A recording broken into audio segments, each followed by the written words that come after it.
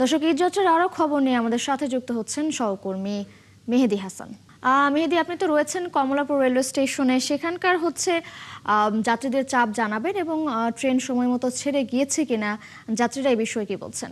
তৃষা, এই মুহূর্তে আমি আছি কমলাপুর রেল স্টেশনে। যাত্রীদের চাপ তো অবশ্যই থাকবে, সামনে ঈদকে সামনে রেখে ঘরে ফেরা মানুষের চাপ এখন ভোরবেলা থেকেই শুরু হয়েছে। তো আপনি দেখতে পাচ্ছেন যে আমি যে প্ল্যাটফর্মে দাঁড়িয়ে আছি, এখানে কিন্তু অনেক যাত্রী অপেক্ষা করছে, আবার অনেকে ঢাকায় ঢুকছে, তো অনেকে আবার ঢাকা ছেড়ে যাচ্ছে। তো আমি যদি আপনাকে দু একজন যাত্রীর সাথে একটু কথা বলে দেই, এবং আমি কয়েকজন যাত্রীর সাথে ইতিমধ্যে কথা বলেছি, তারা কিন্তু বলেছে যে যে এখন যারা এই ট্রেন যাবে, অর্থাৎ ঢাকা ছেড়ে যাবে যারা, তারা আসলে এখন পর্যন্ত স্টেশনে যারা অপেক্ষা করছে তারা কিন্তু সবাই একদম কোনো নির্বিঘ্নেই আছেন, কোনো এখন পর্যন্ত অসুবিধা হয়নি। আমি যদি একজন যাত্রীর সাথে কথা বলি, ভাই আপনি কোথায় যাবেন?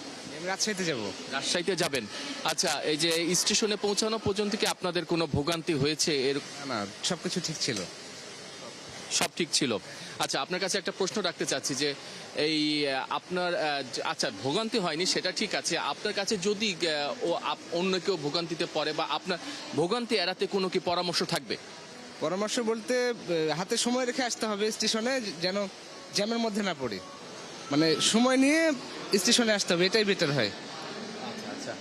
এখানে আপনি দেখতে পাচ্ছেন অনেকেই কিন্তু আসলে অপেক্ষায় আছে, হয়তো কারো ট্রেন 1টা 15, কারো ট্রেন 1:30টায়, কারো ট্রেন 2:15, আবার 2:30টাও ট্রেন আমি দেখতে পাচ্ছি, সিল্ক সিটি দেখতে পাচ্ছি 2:30টায়। তো আসলে প্রতি ঘন্টার পরই কিন্তু আমরা ট্রেন দেখতে পাচ্ছি। এখানে আমি আরেকজন যাত্রীর সাথে যদি একটু কথা বলি, আপনি কোথায় যাবেন? জি, আমি নেত্রকোনা যাব। নেত্রকোনায়। এই যে স্টেশনে পৌঁছানো পর্যন্ত কি আপনার কোনো ভোগান্তি হয়েছে? জি না, একদম স্বস্তিতে আসতে পারছি। আচ্ছা, অনেকটাই স্বস্তিতে এসছেন, আরামে আছেন আমরা দেখতে পাচ্ছি। তো আরো সহজে যাত্রা করতে আপনার কি কোনো পরামর্শ থাকবে রেল কর্তৃপক্ষকে? না, এরকম কোনো পরামর্শ নাই, তো যেটা আছে যথেষ্ট।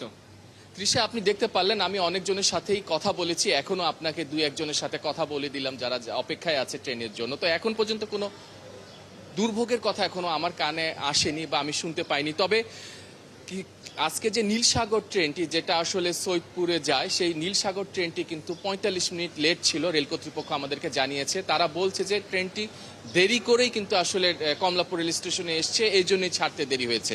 এবং রেল কর্তৃপক্ষ আরও বলছে যে যাত্রা আরও সহজ করতে 5টি বিশেষ ট্রেন, বাড়তি ট্রেন যুক্ত করেছে এই ঈদ যাত্রায়, এবং 46টি কোচ, যে কোচগুলো আসলে যে জেলাগুলোতে যাত্রীর চাপ বেশি, সেই আন্তনগর ট্রেনগুলোতে 46টি কোচ অতিরিক্ত যুক্ত করা হয়েছে।